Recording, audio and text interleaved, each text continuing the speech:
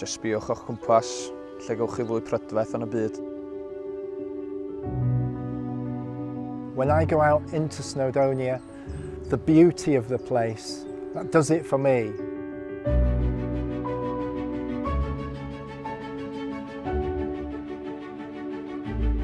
I think Snowdonia is unique with its vast landscapes, its culture and history. I think we're very, very lucky to be here. I mi, beth sy'n hynod ac yn arbennig am Eryri ydy'r tirlun a'r tirwedd eithriadol sydd o'n cwmpas ni.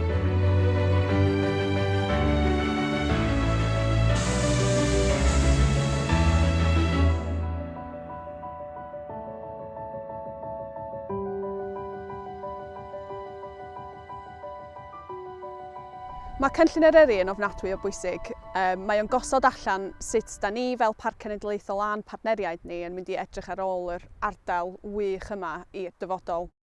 Da ni hefyd yn gosod allan syniadau ar y ffordd ymlaen, ond da ni eisiau clywed gyn pobl rwan ynglyn â be maen nhw'n gweld ydy'r prif materion a cyfleoedd. I think there's a huge job of making sure that people can actually be involved in looking after the place, because it's only by being involved in looking after it that you understand the challenges that we all face.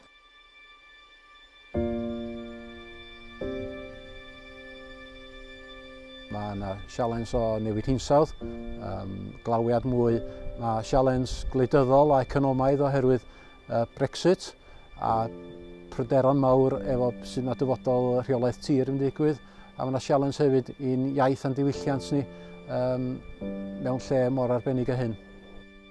Pob peth sy'n negyddol allan o Brexit mae'n gallu bod yn bositif hefyd tuag at gweithio i bolisïau cywir i'r pobl cwyr eistedd lawr a'i gwneud nhw weithio. Mae'n ddyfodol llefyrchus yma i'r parc.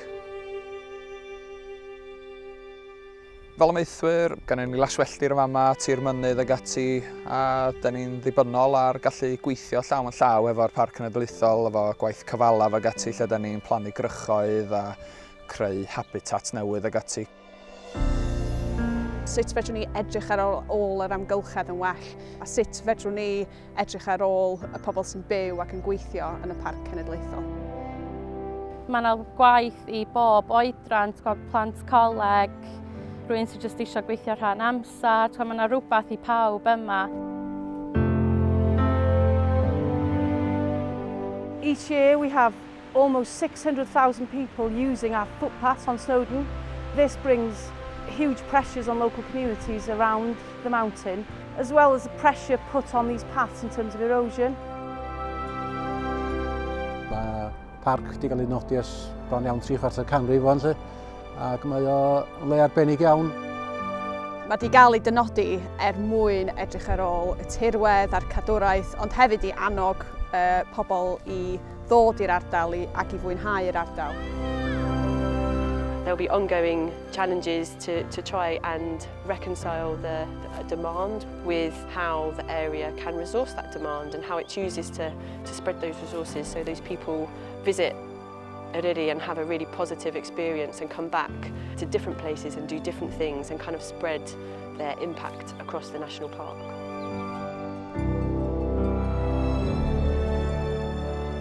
Dwi'n bendant yn credu yn greu bod yna gyfleon ar gyfer creu cymunedau cynaladwy trwy prosiectau fel awyr dywyll Eryri, yr ysgwrn a prosiectau i gael dynodiad safle treftadaeth y byd i ddiwydiant a tirlun llechi gogledd-orllewin Cymru.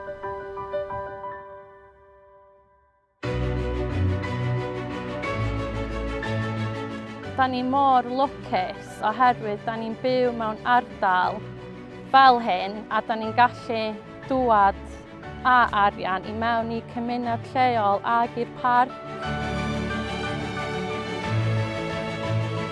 Mae'r iaith, mae'r diwylliant, mae'r treftadaeth i gyd yn gyfleon economaidd anhygoel ar gyfer Parc Cenedlaethol Eryri. Da ni'n lwcus iawn o gael bod yn byw ac yn amaethu yma. Part of what I get from being in Snowdonia is knowing that it's protected, knowing that there's that vision in the long term to make sure that it stays special.